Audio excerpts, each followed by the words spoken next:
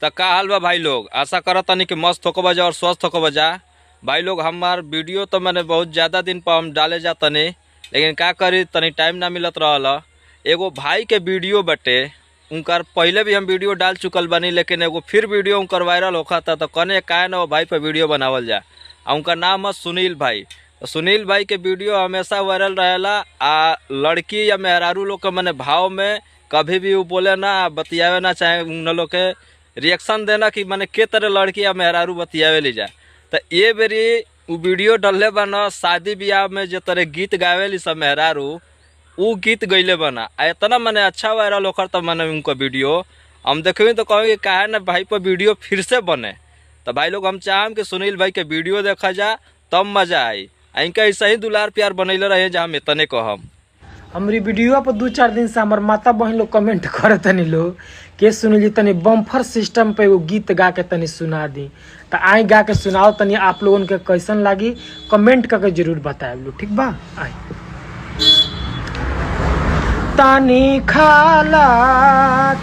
खाला ये सारा मटर पनीर तनी खाला बाटे बम्फर सिस्टम जानी कारा साराम मिली पूरी गरम तनी खाला ये सारा मटर पनीर तनी खाला।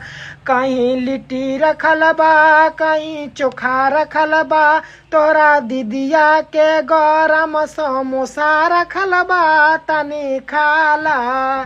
तनी खाला ये सारा मटर पनीर तनी खाला। कहीं दाल रखल बा, कहीं पोलाव रखल बा, तोरा दीदिया के नेबुआ के सलाद रखल बा तनी खाला ये सारा मटर पनीर तनी खाला।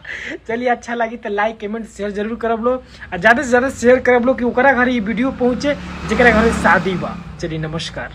तो देखला जाना वीडियो कैसन लागल है। ये भाई के वीडियो मने कुछ अलग ही लेवल के रहेला। हमरो के अच्छा लागेला, मजाक हम नहीं करत। हम चाहे नहीं कि भाई के ऐसा ही दुलार प्यार लोग देत रहे और सोशल मीडिया पर वायरल रहस। लेकिन का करब, सोशल मीडिया भाई लोग केहू के देखल ना चाहेला। हमारा तो ये बुझाला ज़्यादातर लोग उल्टे कमेंट करेला भाई के तने, लेकिन अब हमारा तरफ से तो भाई सीधा कमेंट रहेला। कभी भी इनका हम गलत कमेंट नहीं कैले। हम इनका टैलेंट देखे नहीं, इनकर भाव देखे नहीं कि मैंने कितना ही भाव से वीडियो बनावत न और कितना अच्छा तरीका से केहू के बतावत न।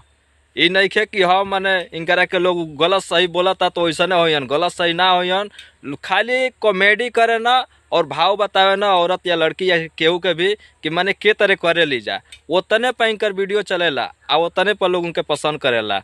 लेकिन कमेंट भैया हम तनी देखे नहीं, इनकरा के बहुत लोग ट्रोल करेला कमेंट में, लेकिन ना करे के चाहे। हम वो बनावा तनी हमरो के भाई केहू कर सकेला। बस भाई हम इतने चाहम कि भाई के दुलार प्यार बनैले रह जा और सपोर्ट कैले रह जा। अगर वीडियो अच्छा लगा हो तो हमारा भी चैनल का सब्सक्राइब कर लिया जा और बेल आइकन का दबावे को मत भूलिए जा भाई लोग।